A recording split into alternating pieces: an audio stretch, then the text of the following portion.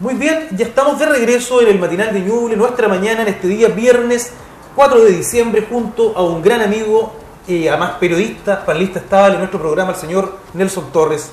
Aquí está junto a nosotros. Hola. Querido amigo, un placer estar junto a ti nuevamente. ¿Cómo has estado, Nelson? Bien, salam aleikum, ya que seguimos hablando de Siria y todo en el Medio Oriente. No, es un tema apasionante, lo hemos abordado. Este es nuestro tercer capítulo de Siria, pero del Medio Oriente. Del Medio Oriente, en distintos puntos de vista, ¿no es cierto? Sí, bueno, hemos ido comenzando con un desarrollo histórico, que la gente, o el público en general, en sus casas vayan comprendiendo cuál es el fenómeno. Sí. La vez pasada quedamos en una idea bien terrible, sí, de toda la historia que se desarrollaba, y con razón uno entiende un poco el ataque en Francia. Si bien uno no está de acuerdo, pero uno comprende. O sea, siempre hay que conocer el origen de todo lo que todo lo que sucede.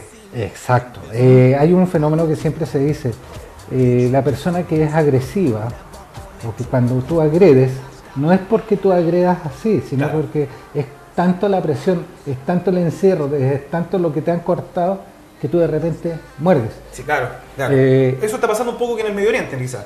Han estado quizás tantos países distintos interviniendo en esos países, que por supuesto la reacción se ha visto, ¿no es cierto? Nosotros tenemos una idea, que es lo que venía pensando hacia acá. Claro. Quedamos en tocar la Segunda Guerra Mundial y empezar a avanzar un poquitito más. La Segunda Guerra Mundial tenemos la idea del Afrika Korps combatiendo, y siempre nos lleva la idea, por el desierto, por eso, que combatieron allí. Sí, claro. Jamás combatieron ahí. Ya. Ellos combatieron en África, en la zona de Libia, Siria, Etiopía. Y esto se debe a que el aliado italiano, ¿sí?, Mussolini, se le ocurre invadir Etiopía. Ah, sí, exacto. Y Selassie, que era el emperador de Etiopía, lo derrota con unas tribus, pero imagínate Etiopía, que todavía es pobre. Imagínate enfrentar a una de las potencias que en ese entonces existía, europea, y lo derrota. Ahora, todos me van a decir, es que el soldado italiano era cobarde. No era cobarde. Es que el armamento que tenían era para ser cobarde, que es distinto. De todas maneras, claro. Yo tengo, por ejemplo, el Maliker Carcano, con el que mataron a Kennedy. Sí. Bueno, Kennedy es un tema que vamos a tocar en algún minuto. Ahí sí que tenemos... Sí, ahí es otro temazo. Tenemos para 6 capítulos. Kennedy, el fusil con que se supone... que Oswald disparó en el depósito de libros. El fusil no es para francotirador, porque tiene el cañón es más ancho que la bala, y la bala sale dando tumbo. Claro. Entonces, se supone que un francotirador tiene que ser lo más preciso posible. Una bala mucho más precisa, entonces sale dando una espiral. Sí. Y es la espiral que después explican qué pasó la bala por aquí, esto. No, pero eso es lo que vamos a estar analizando. Pero los genios italianos creyeron que la bala, mientras más tumbo, dañaba más. Claro. Y no. Entonces, no están así. Imagínate que venían avanzando y tú disparabas y seguían avanzando, y tú les apuntabas y seguían avanzando, y nunca... Entonces ya a los 20 metros... estaban encima. Claro, tenían una ametralladora que empezaban a disparar y el percutor les iba golpeando los dedos. Entonces llegaba un momento, tú no la ocupabas, sino que la soltabas. Y esas cosas no cuentan la historia, pero sí afectó a las tropas y fueron derrotados. Exacto. Entonces, ¿qué hace Hitler? Manda a sus tropas dirigidas por Rommel, el Afrika Korps, y combaten en esa zona. Ahora, lo interesante de esto es que Egipto es un punto clave. Después vamos a ver qué tan clave es para conectar el Medio Oriente con África. Y además, el Medio Oriente el canal de Suez. Hecho por los ingleses. O sea, es bastante interesante el fenómeno de Egipto, que lo vamos a tocar después. Durante la Segunda Guerra Mundial, toda esta zona era la zona petrolífera. Sí.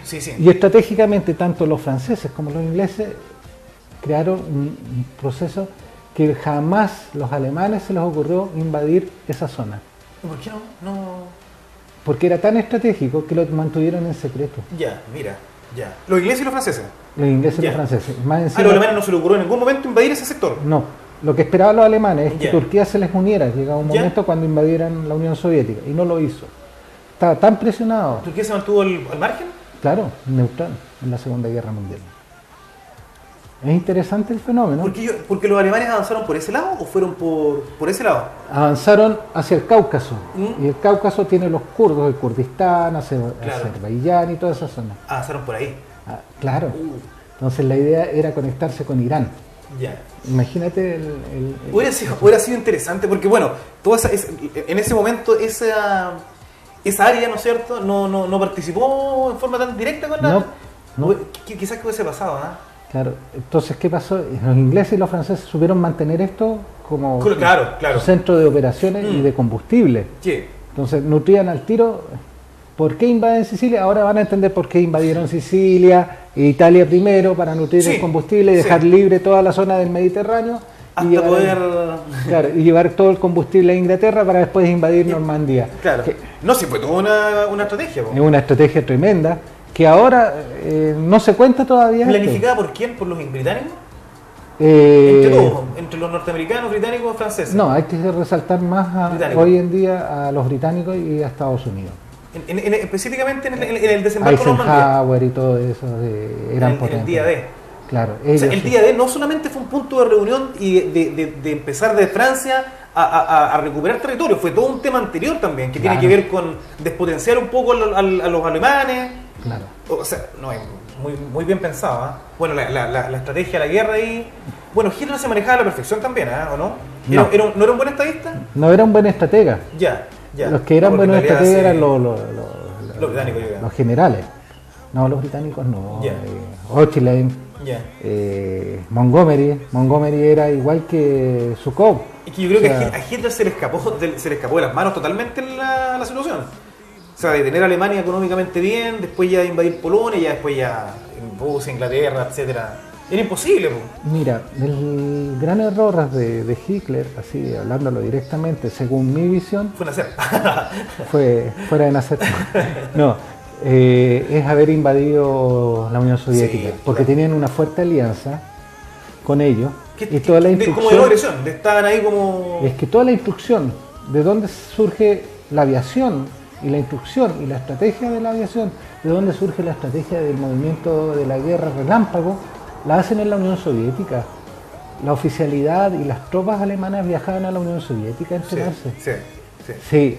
Stalin, el gran delito que hizo fue la Gran Purga. Sí. Porque si no hubiera hecho la Gran Purga, la derrota alemana se hubiera adelantado. Claro, exactamente. Piensa que la fuerza blindada rusa era la más potente existente antes de estallar la Segunda Guerra Mundial. Sí. Y cuando viene la purga, Stalin extermina todo eso. Sí. Y después lo revive, pero ya estaba todo... No, ahora vinculándolo con el tema del Medio Oriente, ¿cómo avanza todo este proceso post Segunda Guerra Mundial? Bueno, viene todo porque ahí viene toda la estrategia de extracción de petróleo, principalmente liderado por el pueblo hachemita de Arabia Saudita. ¿Ya? Entonces, por mérito de Arabia Saudita lo dejan más independiente. Miren ustedes el fenómeno. Pero de 1945 viene todo el proceso independentista de todos estos pueblos. Exactamente. Y ahí empieza el origen quizás de... Pero ¿Qué se independizó? Se independizó Siria. Se independizó Irak. Irán. Mira. Empiezan todos. Pero bueno, que estos nunca fueron países como están, o sea, con los territorios que se conocen actualmente. ¿O sí? Antes de las... No, eran territorios... No, sí. Eran parte de imperio, de... Por eso yo pedí que vieran Lawrence de Arabia, porque ahí muestra que eran más tribales, que no habían territorios, sino que era el desierto grande y ciudades. Sin límites determinados. Sin límites determinados. Entonces, ¿qué pasa? Los límites los establecen los franceses y los ingleses. Ahí empezó todo, claro. ¿Viste? Y aquí ya estamos llegando al origen, porque ha sido bien interesante esto que hemos abordado desde el comienzo hasta ahora, porque ya vamos conociendo y también conociendo la importancia de la Segunda Guerra Mundial en esto, porque como mencionábamos la semana pasada, las guerras no solamente tienen las pérdidas, los resultados y las conclusiones finales, sino que lo que viene después también. Exacto. O sea, todo el siglo XX quizás se regió por la Segunda Guerra Mundial. O gran parte del siglo, de las políticas, de las ideologías. Hoy en día hay una pugna de decir que es solamente una gran guerra mundial que se prolonga desde 1914 a 1945. Claro. Porque la Segunda Guerra Mundial se puede tomar como la el seguimiento de la Primera Guerra Mundial debido a los malos tratados que se hicieron. Exacto, que no se respetaron y... Fueron muy draconianos. Muy draconiano. Acá tenemos uno que todavía es draconiano, que es el Tratado de Bucareli que le hace Estados Unidos a México. ¿Sí? Sí, es bien interesante, es otro tema. Vamos a abordarlo también, es que hay varios temas bastante interesantes que nosotros nos perdemos. Sí. Y bueno, volviendo al tema, este territorio tan rico en petróleo se divide. Y se divide, mira tú, seguimos con los sunitas y los chiitas, esto hay que mantenerlo bien claro quién eran los sunitas y los chiitas, porque después sigue latente esta guerra. Y se olvida por un tiempo esa idea y se independizan como países independientes, como república. Con república, con capital en Damasco. Damasco, sí. Irán, Irak. Irán tiene... ¿Cisjordania también? No, la Cisjordania es parte de Siria, es parte de Jordania y una parte de lo que es Palestina. Claro, Palestina. Bueno, también el territorio israelita, todo eso se fue formando después de la Segunda Guerra Mundial. Claro, ahora es la Comisión Balfour la que genera la creación de Israel. Ahora es complicado, es muy complicado, Nelson, cuando se arman países sobre otro país. Y tú tienes que juntar distintas ideologías, distintos credos, distintas razas de repente en un mismo país. Imagínate que, por ejemplo, dando un ejemplo, el caso de España, por ejemplo, que se supone que España es un país de primer mundo, ¿no es cierto? Pero todavía están los vascos exigiendo independencia, los catalanes exigiendo independencia. ¿Por qué? Porque los juntaron a todos en un mismo territorio, yo creo. Los gallegos también. Los gallegos también.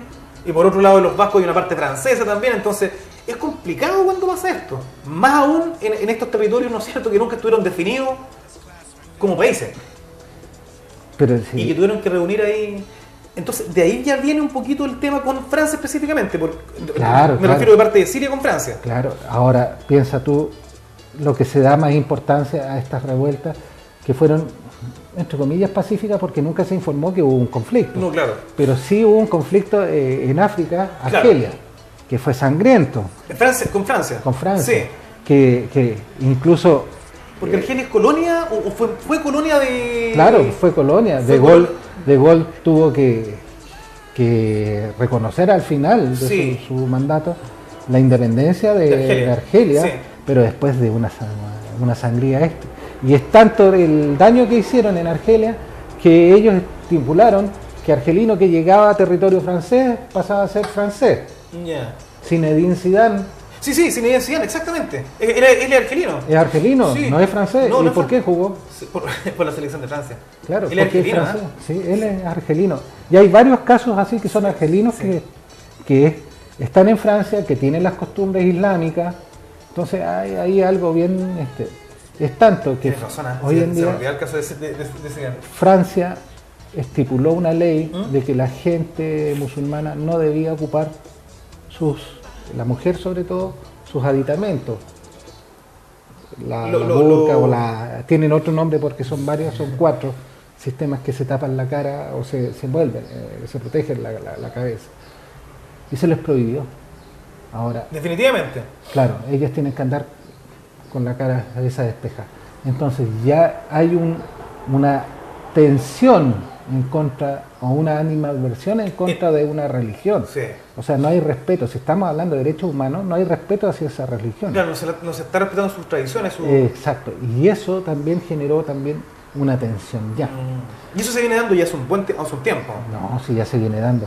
Para mí el conflicto grave fue cuando Yugoslavia se dividió. También, entre Croacia, Serbia, Montenegro, después Serbia y Montenegro por separado. Sí. Bosnia-Herzegovina. Sí, no, guerra tremenda. En los 90 fue esta guerra civil. Sí. Una guerra horrible, ¿eh? Murió mucha gente. Mira, es muy rara, la gente no llega a comprender, pero había familias donde estaba casado un musulmán con una católica ortodoxa y sus hijos eran comunistas, o sea, eran ortodoxos y seguían todo. Entonces, era una mezcla donde podían participar y una tolerancia político-religiosa bastante sorprendente. Sí, o sea, eleva bastante el liderazgo que tuvo Tito. Ya. Se olvida Tito. Bueno, volviendo al tema del Medio Oriente. Exactamente. estos países se dividen, pero bajo la estructura que habían generado el Tratado de Sykes-Picot. Ya. Mira. Y asumen emperadores, pseudoemperadores, y todo dirigido y orquestado por estos dos países o potencias que eran Inglaterra y Francia. Mira tú cómo es tanto que imponen la creación de Israel, que después llevó mucho conflicto. Desde mediados del siglo XX hasta la actualidad, sí. Y ha generado un conflicto muy fuerte dentro de ese. Sí. Surgen también movimientos terroristas que uno se me había olvidado, que era Hezbollah. ¿Hezbollah dónde nace? Ahí justamente en la Palestina, pero es de origen chiita. Pero Hezbollah, su objetivo es contra Israel principalmente. Contra Israel. Ya. Jamás. Porque lo que es también. Al-Fatah, que son de origen son de origen sunita. Sunita. Y ahí Al-Fatah... también es Palestina. Es palestino. También esos movimientos son Al-Fatah, Hamas, Hezbollah son de origen palestino. Ya. Ahora, Hezbollah es de origen chiita y tiene apoyo de Irán. Ya. Al-Fatah y Hamas, uno es directamente palestino-palestino y el otro es de lo que se llamaba apoyo árabe directo. Ya. Y vamos a hablar. ¿Y son financiados por países árabes también? Por países árabes. Mira, o sea, Arabia Saudita, Emiratos Árabes... Es que no toco yo a Arabia Saudita y Emiratos Árabes porque tienen otra visión. Ya. Hay que tener cuidado ahí con ellos. Pero sí, Jordania, sí, sí. Habías dicho la semana pasada que había más movimientos extremos de los chiitas que de los sunitas. Los sunitas que los chiitas. Que los sunitas que, por ejemplo, Al-Qaeda sería sunita. Boko Haram también. Sunita. ISIS también. Estado Islámico también son sunitas. También. Ya. Son todos persiguen el califato. El califato, claro. Cuando hablan de califato, sunita. Cuando hablan ya del hijo de Ali, del sacerdocio, del ayatolá, son chiitas. Para ir cerrando el capítulo de hoy día y dejarlo vinculado para el próximo viernes, ¿no es cierto? Vamos a dejarlo en la creación de Estado Islámico, ¿no es cierto? No, vamos a terminar un poquito. Déjame terminar este porque quiero terminar con Nasser. Ya, terminemos porque con eso. Nasser y vamos al... es de Egipto. ¿Ya? Y surge de la clase media y estudia en una escuela militar, escuela matriz, y surge como teniente. Ya. Y derroca al emperador con un movimiento muy similar, curiosamente, al que hizo Ataturk con los jóvenes oficialidad. Aquí también estalla un movimiento que derrota al emperador en Egipto, al rey, y se establece Nasser como el máximo dirigente. Ya. Es tanto que nacionaliza el canal de Suez. Y esto se debe a que estaban tan precarizados como país, debido a la explotación que hacía Inglaterra de ellos, que ve que los reyes y todo eso que venían y que habían surgido y que le habían declarado la independencia, entre comillas, a estos países, no era tan, y seguían siendo dependientes de las ex imperios, de Inglaterra o de Francia. Lo que lamentablemente fue sucediendo. Sucedió en Siria, sucedió en Jordania, pero la Palestina viene el estallido. Curiosamente, aparece un líder, pero no... Exacto. Vamos a tocar después, la próxima, vamos a tocar Israel y vamos a tocar a Nasser, porque Nasser es un elemento fundamental durante el 48 y el 60 para entender todo lo que ha venido sucediendo. Exacto. El surgimiento de Al-Qaeda, del Daesh, como le dicen hoy en día a ISIS, son fenómenos que explotan por un desconformismo. Entonces, que vinculan un poco la religiosidad, pero con un desconformismo y un odio hacia todo lo que es Occidente. Es mucho más complejo. Es complejo. Pero yo quiero que vayan aclarándose todos estos procesos, y uno de los importantes es Nasser, cómo él genera todo un movimiento a través de la RAU, de las Repúblicas Árabes Unidas. Y el enemigo externo, Israel.